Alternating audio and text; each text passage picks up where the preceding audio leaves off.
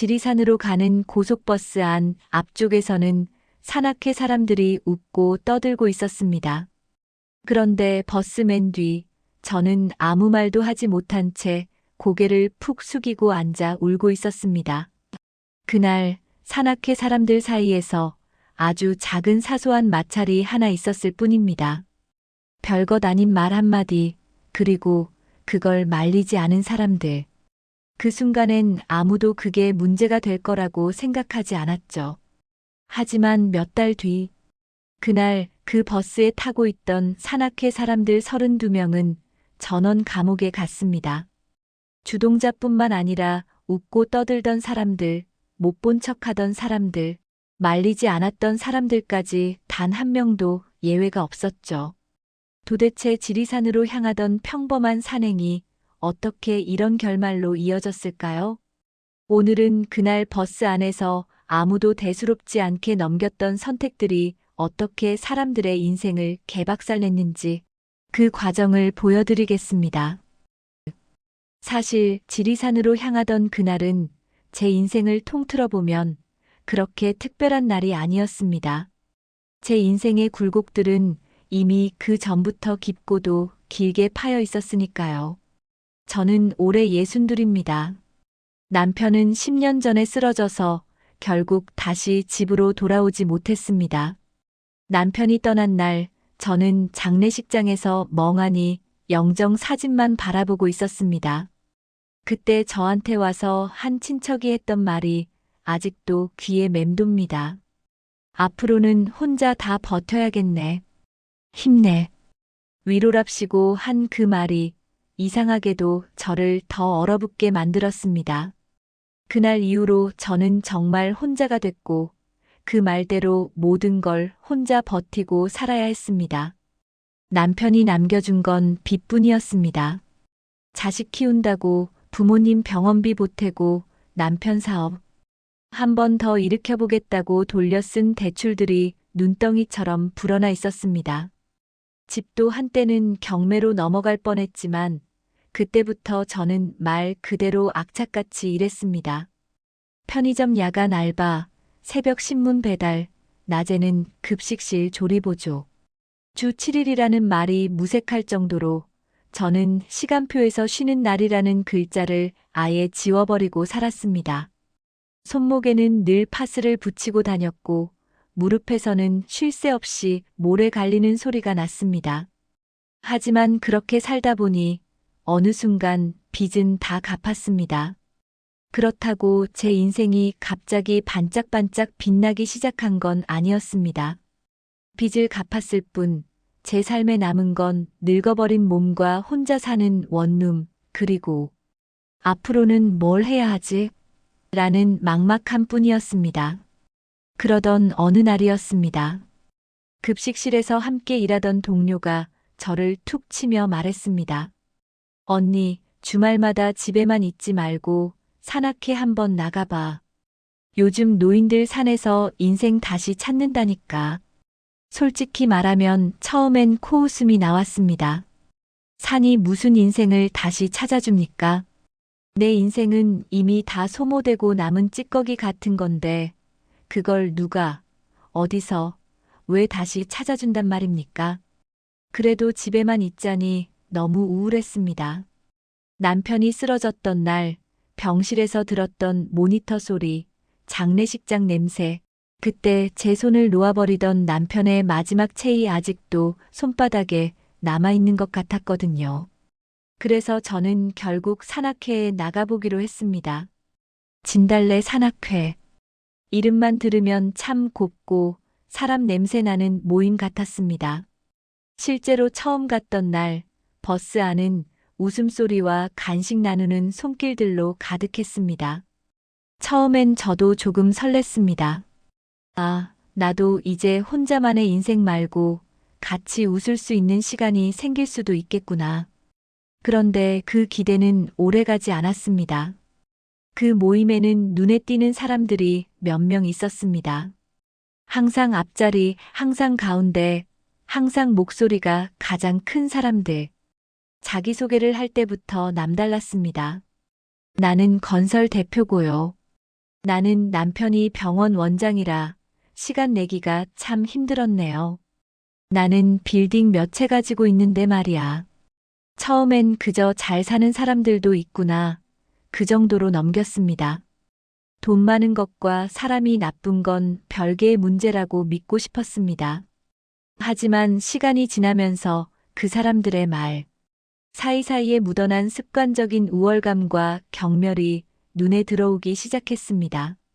누군가의 옷차림을 한번 훑고, 누군가의 신발을 힐끔 쳐다보고, 누군가의 말투와 학력을 은근히 깎아내리는 농담들. 그 농담들의 방향은 이상하게도 늘 같은 쪽을 향했습니다. 저 같은 사람들, 남편 없이 혼자 사는 사람, 월세나 전세살이 하는 사람, 몸으로 일해서 겨우겨우 생계 이어가는 사람들. 저는 그런 이야기가 나올 때마다 애써 웃는 척했습니다. 설마 나한테 하는 말은 아니겠지. 스스로에게 그렇게 말하면서 불편함을 꾹꾹 눌러 담았습니다. 하지만 사람 감이라는 게 참 야속하지요. 어느 순간부터 그들의 시선이, 농담이 분명히 저를 겨냥하고 있다는 걸 알 수 있었습니다. 제 패딩은 10년 넘게 입어온 낡은 회색 패딩이었습니다.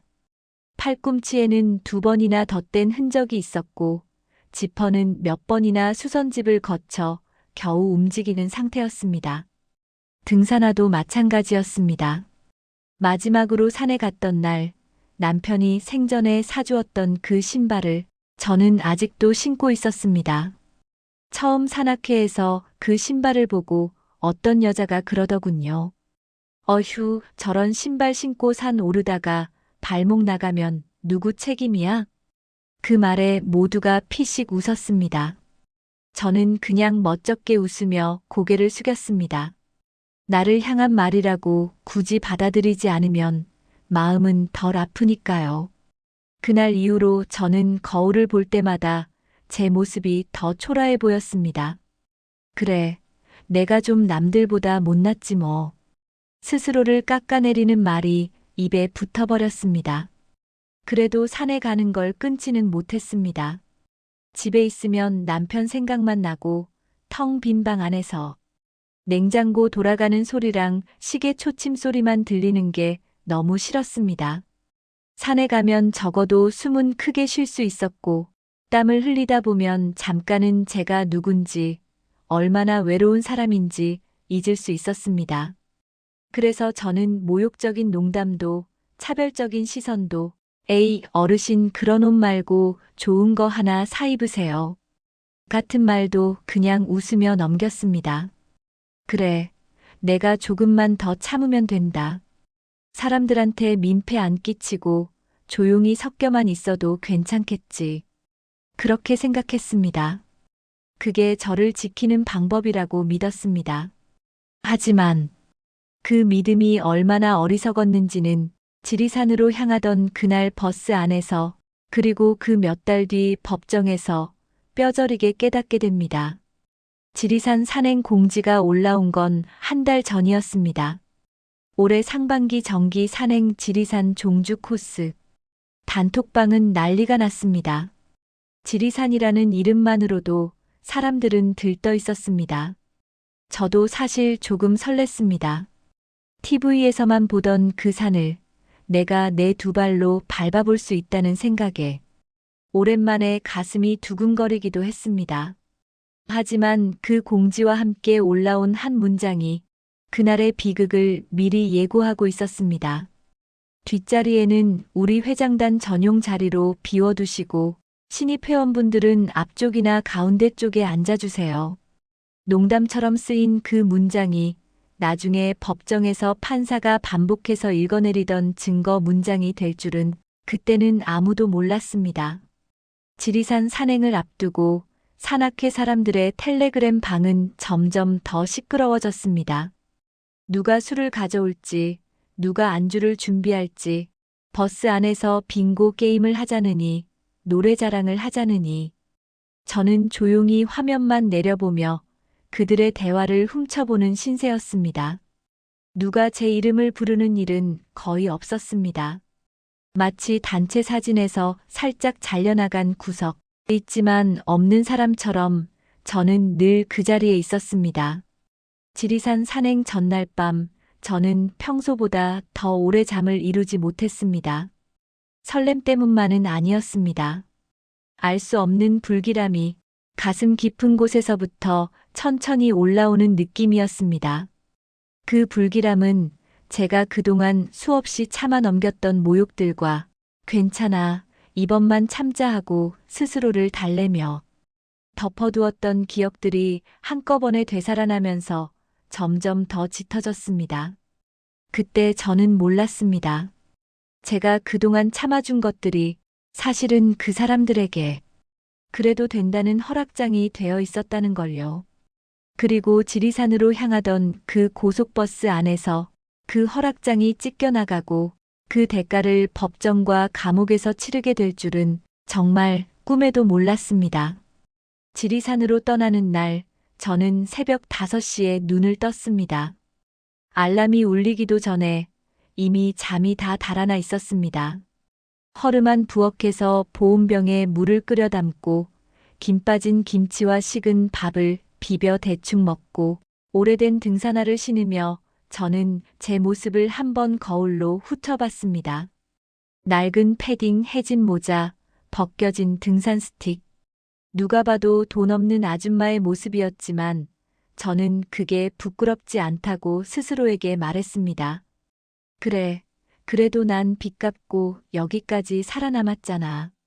하지만 이상하게도 가슴 한쪽이 자꾸 답답했습니다. 그 답답함이 바로 제가 모르는 전조였다는 걸 저는 나중에서야 깨닫게 됩니다. 버스가 있는 터미널에 도착했을 때 이미 사람들은 삼삼오오 모여 떠들고 있었습니다. 비싼 바람막이, 새 신발, 최신 등산 가방. 그들의 웃음소리가 공기를 찢고 지나갈 때마다 제 옆자리는 점점 더 좁아지는 것 같았습니다.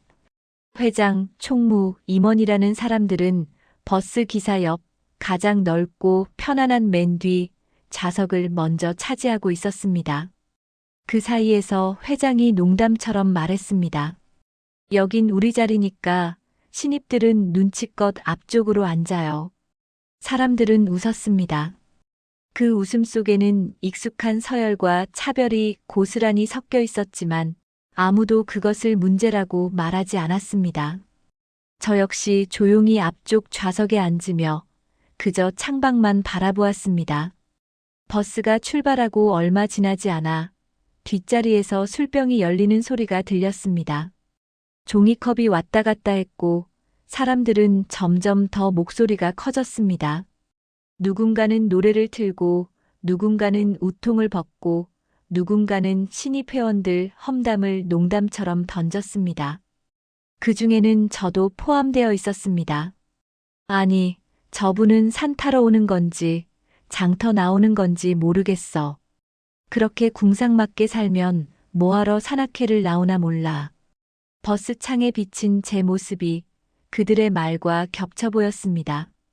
저는 그저 고개를 숙였습니다. 아무 말도 하지 않으면 아무 일도 안 일어날 거라고 믿었으니까요. 하지만 그건 큰 착각이었습니다. 침묵은 제 편이 아니었습니다. 침묵은 언제나 가해자 편이었고 그날 버스 안의 침묵은 결국 몇 달 뒤 법정에서 범죄의 공범으로 기록됐습니다. 지리산을 향하는 내내 버스는 웃음과 술 냄새 그리고 교묘한 멸시로 가득 차 있었습니다. 저는 창밖으로 펼쳐지는 들판과 산을 보며 혼잣말처럼 생각했습니다. 그래도 오늘만큼은 즐겁게 다녀오자. 누가 뭐라 해도 나는 그냥 산 타러 온 거니까. 하지만 그날 산행은 단순한 산행이 아니었습니다.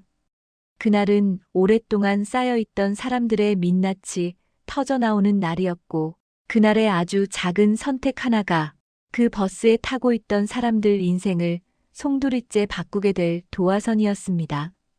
그리고 저는 그 도화선 바로 옆에 앉아 아무것도 모른 채 그저 조용히 손등에 주름을 쓰다듬고 있었을 뿐이었습니다.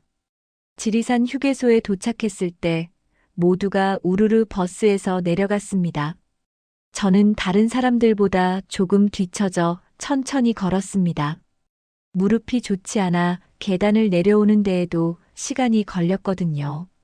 휴게소 테이블마다 누군가는 컵라면을 먹고 있었고, 누군가는 사진을 찍으며 소리를 질렀습니다.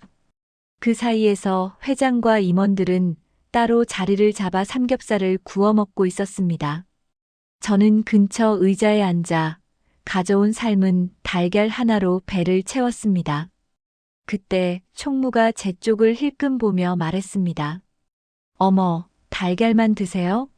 언니도 뭐 좀 사드시지. 입꼬리에 걸린 웃음은 친절이 아니라 조롱이었습니다. 그 말 뒤에 이어진 사람들의 웃음이 제 등을 살며시 누르며 바닥 쪽으로 떨어뜨리는 느낌이었습니다. 하지만 저는 그냥 고개를 끄덕였을 뿐입니다. 그냥 속이 별로라서요. 그렇게 말해놓고 휴게소 화장실로 들어가 거울 앞에 섰을 때 제 얼굴이 유난히 낯설어 보였습니다. 눈밑은 꺼져 있었고 볼살은 축 처져 있었고 표정은 그저 오래 버텨온 사람의 얼굴이었습니다. 그때 화장실 안쪽 칸에서 들려오는 목소리가 귀에 들어왔습니다.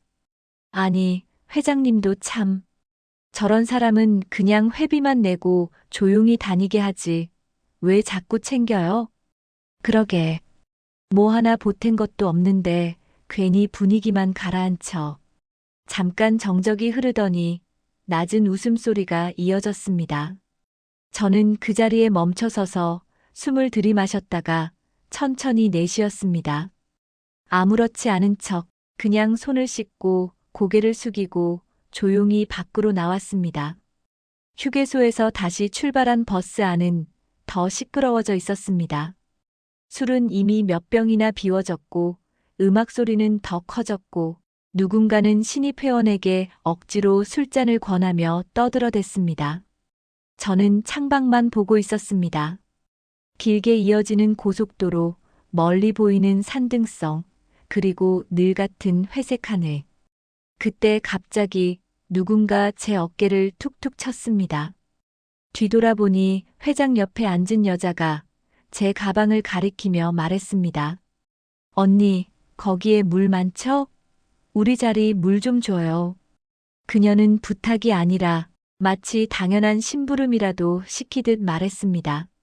저는 자리에서 일어나 버스 통로를 조심조심 걸어 뒷자리까지 갔습니다.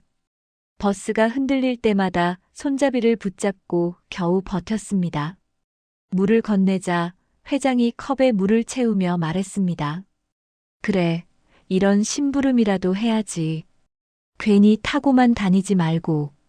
그 말에 몇몇이 같이 웃었습니다. 그 웃음 속에는 너는 여기서 이런 역할이나 해. 라는 의미가 분명하게 묻어 있었습니다.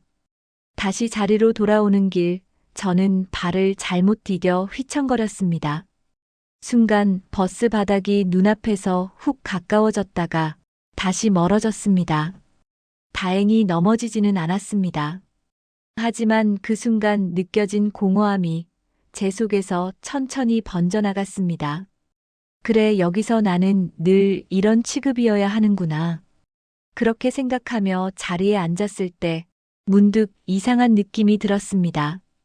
오늘따라 사람들의 말 한마디, 눈짓 하나하나가 유난히 선명하게 마음에 박혀 들어오고 있었습니다. 마치 누군가 제게 잘 봐. 오늘 일어나는 이 일들이 나중에 다 연결될 거야. 하고 조용히 속삭이는 것 같았습니다. 하지만 저는 여전히 몰랐습니다. 그날 버스 안에서 오간 작은 조롱들, 누군가를 향해 던진 하찮은 차별, 그리고 그걸 보고도 모른 척 웃어넘긴 방관이 몇 달 뒤 검찰 조사실, 법정, 그리고 감옥으로 이어질 거대한 폭풍의 시작이었다는 걸요. 지리산 입구에 도착했을 때 날씨는 기가 막히게 좋았습니다.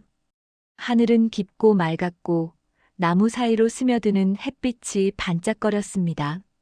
그런데 이상하게도 제 마음은 전혀 가벼워지지 않았습니다. 산행전 준비 운동을 하자고 길가 공터에 모두가 모였습니다. 사람들은 다리를 쭉쭉 뻗으며 농담을 주고받았고 누군가는 인증샷을 찍느라 바빴습니다. 그 한켠에 저는 조용히 서 있었습니다. 무릎을 살짝 굽히고 숨을 천천히 고르며 스스로에게 괜찮다고 말해보았습니다.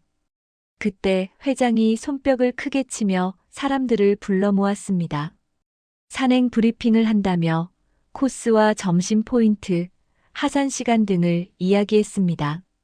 그 설명 속에서 저는 자연스럽게 한 가지 사실을 알게 됐습니다. 저와 같은 신입, 그리고 나이 많은 회원들은 늘 맨 뒤에서 따라가야 한다는 것. 사진 찍는 사람들, 소위 핵심 멤버들은 가장 경치 좋은 자리에서 멈춰서고 오르막에서도 먼저 쉬고 먼저 물을 마셨습니다. 그런데 저희 뒤쪽 줄은 쉬고 싶어도 분위기상 쉬지 못하는 경우가 많았습니다. 누가 뒤처지면 빨리 좀 와요. 전체 일정 밀려요. 라는 말이 서슴없이 날아왔기 때문입니다. 그날 산행 초입에서 저는 이미 숨이 가빴습니다. 오랜만에 오르는 큰 산이기도 했고 무겁지 않은 배낭조차 어깨를 짓누르는 것처럼 느껴졌습니다. 그런데 그때 총무가 제 등 뒤에서 가볍게 말을 던졌습니다. 언니, 뒤에 너무 밀리지 말아요. 괜히 민폐됩니다. 그 말은 크게 들려 말한 것도 아니었는데 이상하게 제 귓속에서는 종처럼 울렸습니다. 민폐. 그 단어 두 글자가 그동안 제가 살면서 수없이 들어왔던 다른 단어들을 끌고 나왔습니다. 무능, 가난, 쓸모없음. 저는 대답 대신 고개를 끄덕이며 다시 발을 옮겼습니다. 돌을 밟는 발바닥이 아려왔지만 멈추지 않았습니다. 산 중턱쯤 올라갔을 때 사건의 씨앗이 되는 일이 벌어졌습니다. 좁은 데크길이 나왔고 사람들은 한 줄로 서서 지나가야 했습니다. 그런데 앞에서 누군가 갑자기 멈춰서서 사진을 찍자고 난리를 피웠습니다. 경치가 너무 예쁘다면서 여기서 단체 사진을 찍자며 사람들을 모으기 시작했습니다. 그러다 뒤쪽에서 조금 밀림이 생겼습니다. 나무 난간에 기대 있던 한 아주머니가 순간 중심을 잃고 휘청거렸습니다. 저는 반사적으로 손을 뻗어 그 아주머니를 붙잡았습니다. 겨우 넘어지지 않고 버티긴 했지만 그 과정에서 제 발이 데크 틈 사이에 살짝 끼었습니다. 통증이 올라왔지만 저는 아무 말도 하지 않았습니다. 그저 조용히 발을 빼고 다시 줄을 맞춰 걸었습니다. 그때 앞쪽에서 누군가가 툭 던지듯 말했습니다. 뒤에서 뭐 하고 있는 거야? 조용히 못 다니나? 그리고 또 다른 누군가가 받았습니다. 저런 사람들이 꼭 사고를 만들어. 그 말이 누구를 향한 것인지 굳이 설명하지 않아도 알 수 있었습니다. 사람들은 한 번도 저를 직접 가리키지 않았습니다. 하지만 눈빛은 늘 정확히 제게 향하고 있었습니다. 그 순간 제 안에서 무언가가 살짝 금이 가는 느낌이 들었습니다. 지금 생각해보면 그건 단순한 서운함이나 모욕감이 아니었습니다. 그건, 이 사람들은 누군가 다치거나 문제가 생겨도 절대 자신의 책임이라고 생각하지 않겠구나 하는 깨달음이었습니다. 그날 산행 내내 사람들은 위험한 곳에서 장난을 치고 산길 중간에서 술을 마시고 쓰레기를 몰래 풀숲에 던져 넣었습니다. 그걸 보면서도 아무도 뭐라 하지 않았습니다. 오히려 그걸 말리려던 사람에게 예민하다, 재미없다는 말을 붙였습니다. 저는 그 장면들을 하나하나 마음속에 새기고 있었습니다. 그땐 몰랐지만 그 장면들 모두가 몇 달 후 법정에서 판사가 하나씩 읽어내려가며 이것이 공동 책임을 인정할 수 있는 행동 패턴입니다. 라고 말하는 근거가 될 거였습니다. 그리고 그 순간 저는 알게 됩니다. 그날 지리산 산행은 그저 자연을 즐기고 쉬러 온 여행이 아니라 우리 모두가 자신도 모르게 스스로를 파멸로 밀어넣고 있던 날이었다는 걸. 정상 근처에 다다랐을 때쯤 제 다리는 이미 젤리처럼 풀려 있었습니다. 심장 박동은 귓가에서 북소리처럼 울렸고 숨을 들이마실 때마다 폐가 바늘로 찔리는 것처럼 따끔거렸습니다. 잠깐만 쉬고 싶다고 말하고 싶었지만 저는 끝내 말을 꺼내지 못했습니다. 뒤에서 들릴 것 같은 말이 너무 선명하게 상상이 되었거든요. 또 민폐네. 그래서 저는 그냥 묵묵히 발을 옮겼습니다. 숨이 가빠지고 시야가 조금씩 흔들리기 시작했습니다. 그때 앞쪽에서 회장이 외쳤습니다. 자, 여기 좋아. 여기서 점심 먹자.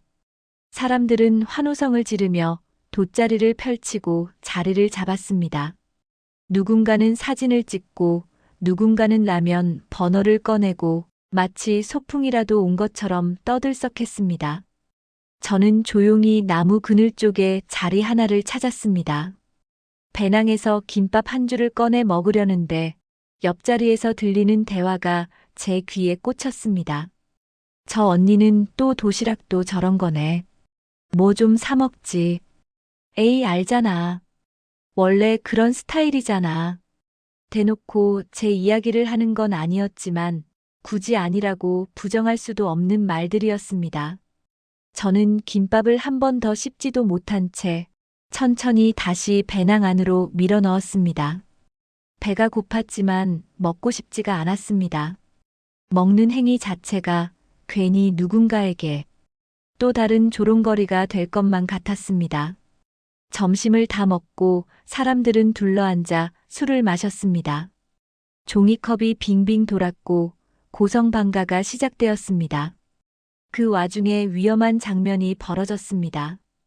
바위 끝에서 사진을 찍겠다며 몇몇 회원이 장난처럼 서로를 밀고 웃고 떠드는 겁니다. 한 발만 헛디뎌도 바로 낭떠러지였는데 아무도 그걸 심각하게 보지 않았습니다. 그때 제가 조심스럽게 말했습니다. 저기 조금 위험해 보이는데요. 그만. 그러나 제 말은 끝까지 나오지도 못했습니다. 회장이 눈을 흘기며 말했거든요. 예민하게 굴지 마요. 산에 오면 이 정도는 다 해. 그리고 사람들은 또 한 번 웃었습니다. 그 웃음은 제가 틀렸다고 말하는 웃음이 아니라 제가 과하다고 귀찮다고 여기는 웃음이었습니다. 저는 그 자리에 굳어버렸습니다. 그 순간 머릿속을 스치는 생각이 있었습니다. 저 사람들 정말로 누군가 다쳐도 그게 자기 책임이라고는 생각하지 않겠구나. 그건 단지 위험한 행동 때문만이 아니었습니다. 그동안의 말, 태도, 시선, 행동. 모든 것들이 하나의 방향을 가리키고 있었습니다. 우리는 늘 안전하고 남들만 문제다. 그리고 저는 깨닫기 시작했습니다. 이 모임은 서로를 배려하는 모임이 아니라 남을 밟고 올라가면서 자신의 존재감을 확인하는 무대였다는 걸요. 오후 산행이 다시 시작되었습니다. 햇볕은 점점 뜨거워졌고 산길은 더 험해졌습니다. 저는 몇 번이나 발이 미끄러질 뻔했고 그럴 때마다 뒤를 보던 사람들은 한숨만 쉬고 고개를 돌렸습니다. 이래서 늙으면 산 오지 말라니까. 그 말이 조용히 흘러나오는 걸 들었지만 저는 아무 말도 하지 않았습니다. 말을 한다고 해서 바뀔 것 같지 않았고 그보다는 제 안에서 이미 포기라는 감정이 자리 잡고 있었기 때문입니다. 그렇게 하산길이 시작되었고 해는 이미 서쪽으로 기울고 있었습니다. 그때 작은 사건이 하나 일어났습니다. 앞쪽에서 누군가가 발을 헛디뎌 작게 비명을 질렀고 순간 사람들 사이에서 밀치기와 휘청임이 번지기 시작했습니다. 저는 반사적으로 옆 사람을 붙잡았습니다. 다행히 크게 다친 사람은 없었습니다. 모두 금세 웃으며 깜짝이야 하고 넘어갔습니다. 하지만 저는 그 장면에서 눈을 떼지 못했습니다. 아무도 단 한 사람도 방금 일어난 일이 얼마나 위험했는지, 그리고 그 위험을 만든 원인이 바로 자기들이었다는 걸 입 밖으로 꺼내지 않았습니다. 그날 그 하산길, 산에서 내려오는 건 우리 몸뿐이 아니었습니다. 그와 함께 우리 각자가 쌓아왔던 마지막 양심의 경계도 같이 무너져 내리고 있었습니다. 그리고 저는 모르고 있었죠. 그때 그 작은 위험, 그 대수롭지 않게 넘겨버린 순간이 몇 달 뒤 법정에서 검사가 판사에게 보여주던 첫 번째 영상 증거가 될 거라는 사실을. 해가 뉘엿뉘엿 넘어갈 무렵 우리는 결국 지리산 입구로 다시 내려왔습니다. 사람들은 고생했다며 서로 등을 두드리고 사진을 찍고, 또 누군가는 오늘도 레전드였다 며 떠들어댔습니다. 저 역시 무릎이 후들거리는 다리를 겨우 붙잡으며 버스 쪽으로 향했습니다. 하지만 마음속에는 이상하게도 성취감이 없었습니다. 그날 산을 올랐던 기억보다 사람들 사이에서 느꼈던 서늘한 공기만이 더 진하게 남아있었거든요. 버스에 다시 올랐을 때 이미 몇몇 사람은 자리에서 술병을 또 꺼내고 있었습니다. 휴게소까지는 조금 더 시간이 걸린다고, 그 사이에 워밍업을 한다며요. 웃음소리는 더 거칠어졌고 말은 점점 더 거칠어졌습니다. 먼저 누군가가 신입 회원을 놀리기 시작했습니다. 이름을 이상하게 꼬아서 부르고, 발이 느리다고, 나이를 속였다고, 장난처럼 밀치고, 그게 전부 농담처럼 포장되어 있었습니다. 그리고 그 농담은 금세 제 쪽으로도 옮겨왔습니다. 언니는 오늘 진짜 고생 많이 했지? 뒤에서 계속 헉헉대던데. 이제 산은 좀 그만 다니지 그래. 하체 힘 없으면 위험해. 겉으로만 보면 걱정하는 말처럼 들릴 수도 있습니다.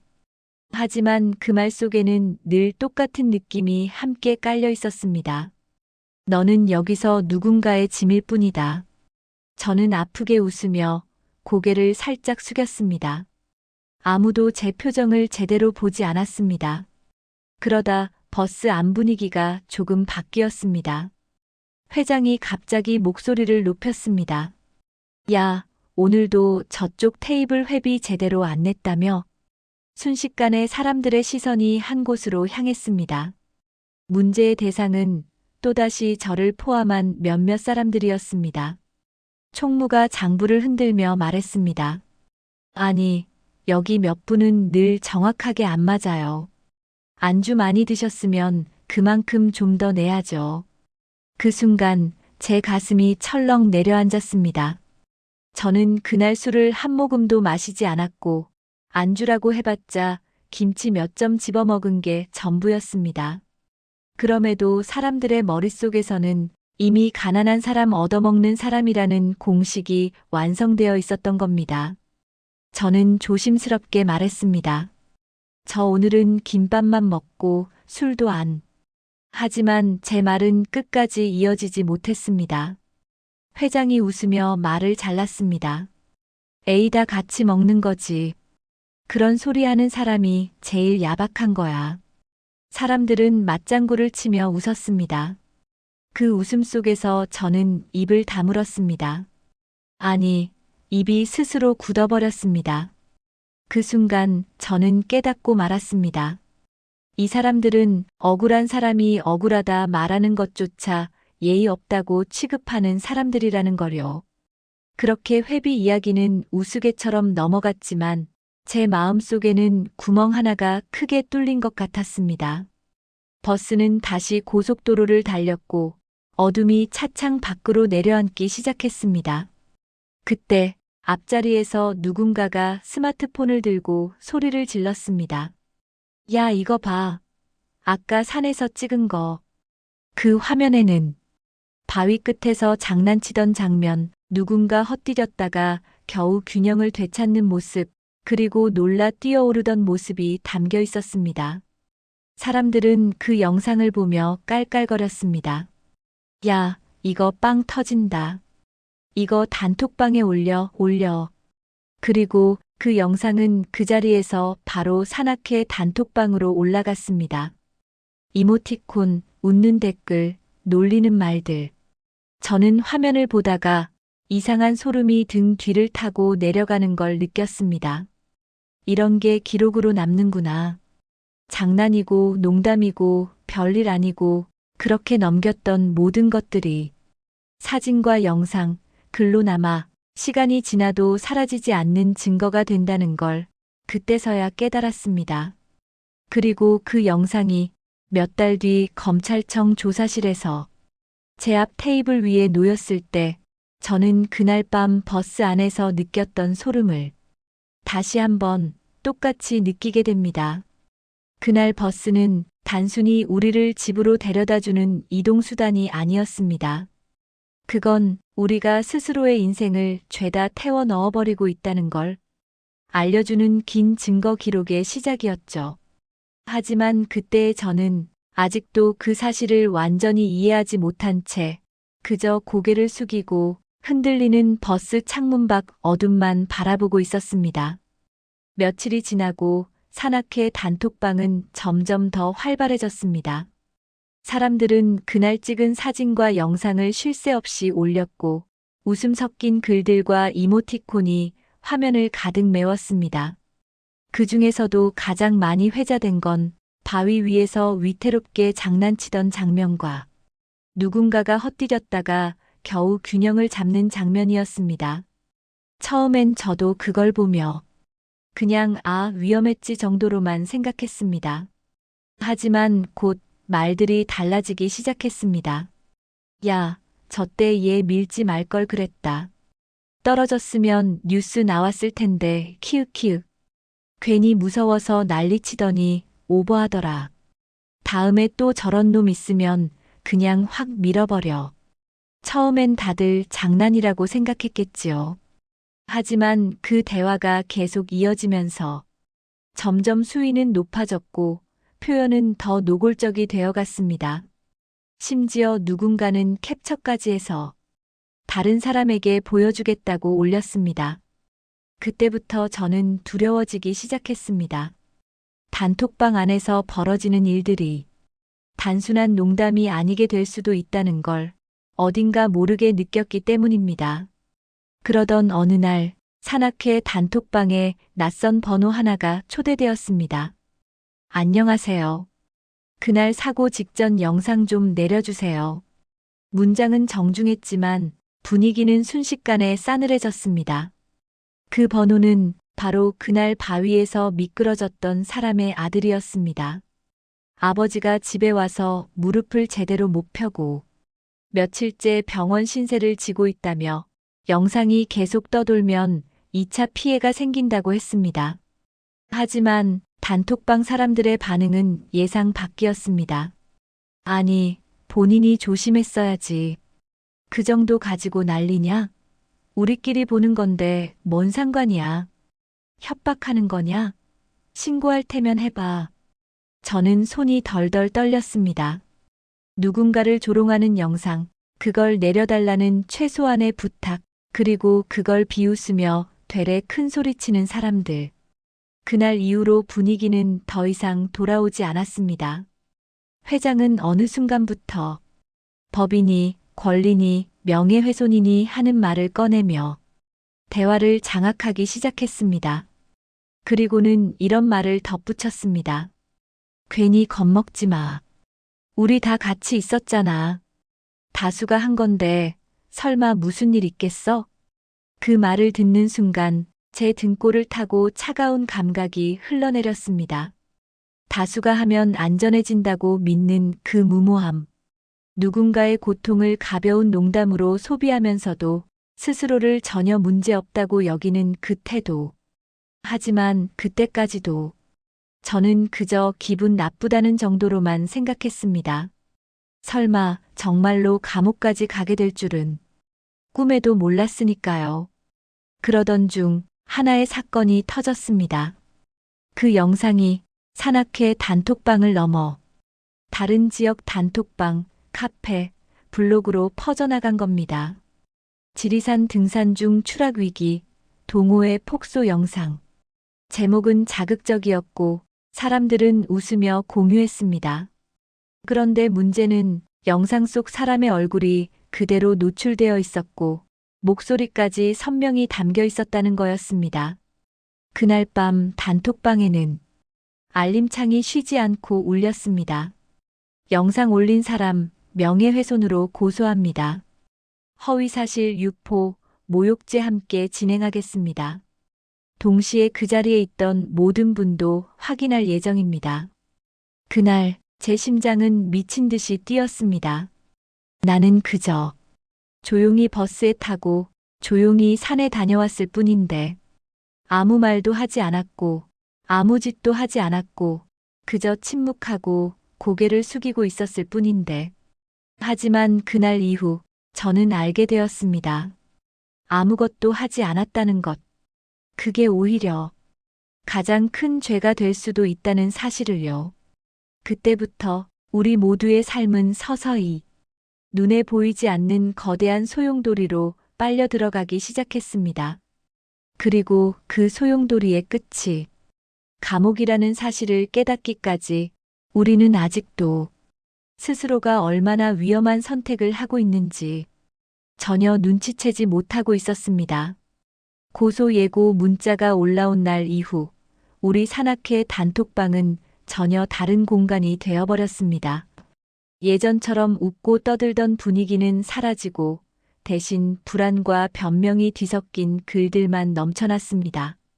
누군가는 요즘 애들이 예민하다며 불평했고 또 누군가는 이거 그냥 합의하면 끝나는 거 아니냐고 말하며 대수롭지 않게 넘기려 했습니다. 그런데 이상했습니다.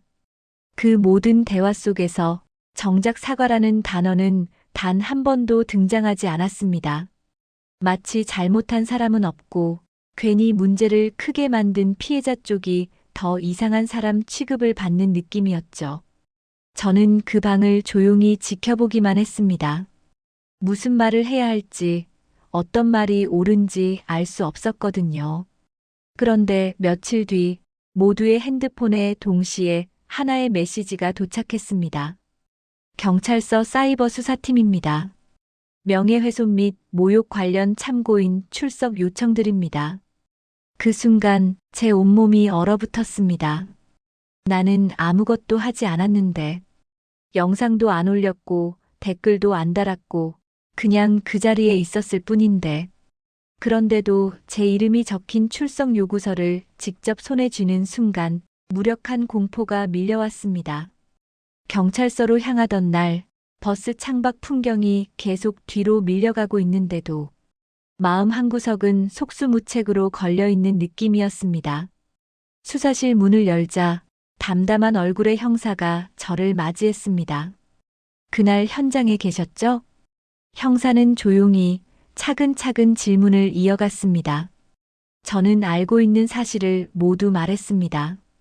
누가 장난쳤는지, 누가 영상을 찍었는지, 누가 올렸는지, 그리고 사람들이 어떤 말을 덧붙였는지. 그런데 형사는 고개를 끄덕이며 이렇게 덧붙였습니다. 그럼 그 자리에 계시면서 별다른 제지는 안 하셨군요. 그 말에 저는 아무 대답도 할 수 없었습니다. 생각해보면 맞았습니다. 그날 저는 불편했지만 입을 다물었고 잘못된 줄 알면서도 고개만 숙였습니다. 괜히 나섰다가 분위기 이상해지면 어떡하지? 저 사람들 기분 상하면 나만 왕따 되는 거 아니야. 그 겁이 누군가의 모욕과 누군가의 상처보다 더 크게 느껴졌던 거죠. 조서는 끝났지만 집으로 돌아오는 길은 유난히 길게 느껴졌습니다. 그날 이후 산악회 사람들은 각자 자신을 보호하기 위해 더 치열해졌습니다. 누군가는 자기는 그냥 구경만 했다고 말했고 또 다른 누군가는 영상은 다른 사람이 먼저 올렸다고 우겼습니다. 회장은 단톡방에 공지까지 올렸습니다. 이건 집단 모임 차원에서 한 활동이다. 개인 책임으로 몰아가면 안 된다. 우리가 힘을 합치면 충분히 막을 수 있다. 그 말은 일종의 약속처럼 보였지만 저에게는 이상하게도 협박처럼 들렸습니다. 입 닫고 가만히 있어라. 그 말 뒤에는 그런 메시지가 숨어 있었죠. 하지만 상황은 더 이상 우리가 통제할 수 있는 레벨이 아니었습니다. 영상은 이미 여러 커뮤니티를 돌아다녔고 댓글에는 악성 글이 쏟아졌습니다. 저런 인간들이 등산을 왜 해? 진짜 폭력 집단이네. 얼굴 다 나왔으니까 잡히겠네. 사람들이 하나둘 직장을 잃기 시작했고 어떤 사람은 동네에서 아이를 맡아주던 일을 잘렸다고 울부짖었습니다. 그리고 결정적인 일이 일어났습니다. 폭행, 협박, 명예훼손, 모욕, 방조, 공동정범. 우리가 그저 대수롭지 않게 생각했던 말들과 행동들이 모두 법적인 이름을 가지기 시작한 겁니다. 그 즈음 저는 밤마다 잠들지 못한 채 그날의 장면을 수십 번씩 떠올렸습니다. 버스 안의 웃음소리, 장난처럼 누군가를 떠미는 손, 카메라 플래시, 그리고 올려 라는 목소리. 그 모든 것들이 퍼즐처럼 맞춰지며 점점 더 끔찍한 그림을 완성해 갔습니다. 그리고 그때서야 비로소 알게 되었습니다. 우리가 저지른 건 단순한 실수가 아니라는 걸요. 누군가를 조롱하고 다수가 한 목소리로 한 사람을 밀어붙이고 그걸 재미로 소비하며 방관했던 우리 모두가 이미 처음부터 잘못된 길 위에 올라서 있었다는 사실을요. 하지만 그 깨달음은 너무도 늦게 찾아왔습니다. 그때는 이미 검찰청에서 첫 통지서가 날아오던 시기였고 우리 인생은 서서히 되돌릴 수 없는 방향으로 굴러가고 있었습니다. 그리고 그 끝이 어디로 향하는지 저는 아직 감히 상상조차 하지 못하고 있었습니다. 검찰청에서 첫 통지서가 도착한 날, 저는 그 종이를 손에 쥔 채 한참이나 움직이지 못했습니다. 얇은 봉투 하나가 이렇게 무겁게 느껴질 줄은 몰랐습니다. 봉투를 뜯자 날짜와 시간, 장소가 적혀 있었고 마지막 줄에는 짧은 문장이 덧붙어 있었습니다. 형사 사건 피의자 신분으로 출석 바랍니다. 그 단어 하나가 심장을 정면으로 때렸습니다. 나는 피해자라고만 생각했지. 내가 누군가에게 가해자의 자리에 서게 될 줄은 전혀 몰랐으니까요. 검찰청에 들어서는 순간 공기는 이상하게 차가웠습니다. 사람들이 분주하게 오가고 있었지만 그 움직임 속에서 저는 외톨이처럼 느껴졌습니다. 조사실에 앉자 검사님은 조용히 서류를 넘겼습니다. 책상 위에는 우리가 찍고 올리고 웃었던 모든 기록들이 정리되어 있었습니다. 영상, 캡처, 단톡방 대화, 그리고 우리가 남긴 흔적들까지. 검사는 차분하게 묻기 시작했습니다. 누가 먼저 촬영했는지, 누가 먼저 올렸는지, 그런 행동이 누군가를 모욕하고 위험하게 만들 수 있다는 걸 몰랐는지. 저는 머리를 숙인 채 있는 그대로 답했습니다. 그리고 결국 같은 질문에 다다랐습니다. 그때 왜 말리지 않으셨습니까? 그 한마디가 마음 깊숙한 곳을 찔렀습니다. 그날 저는 분명히 불편했고 틀렸다고 느꼈습니다. 그런데도 저는 단 한 번도 그만하자고 말하지 않았습니다. 그 이유는 너무 비겁했습니다. 왕따가 될까봐, 혼자 튀기 싫어서, 불편한 사람으로 보이기 싫어서, 그 비겁함이 누군가의 인생을 짓밟는 데에 조용히 힘을 보탰다는 사실을 저는 지금에서야 인정할 수밖에 없었습니다. 조사가 끝난 뒤 복도에서 산악회 사람 몇 명과 마주쳤습니다. 평소라면 시끄럽게 인사하고 떠들었을 그들이 그날만큼은 모두 고개를 숙인 채 서로 눈을 피하고 있었습니다. 누군가는 중얼거렸습니다. 괜찮아질 거야, 우리 다 같이 한 건데. 하지만 저는 알 수 있었습니다. 그 말은 위로가 아니라 스스로를 속이는 주문 같은 거였습니다. 며칠 뒤 기소 소식이 전해졌습니다. 명예훼손, 모욕, 불법 촬영, 개인정보 유포, 방조, 공동정범.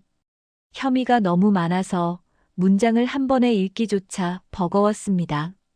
그리고 결정적으로 우리는 개별 사건이 아니라 집단 범죄로 묶여 있었습니다.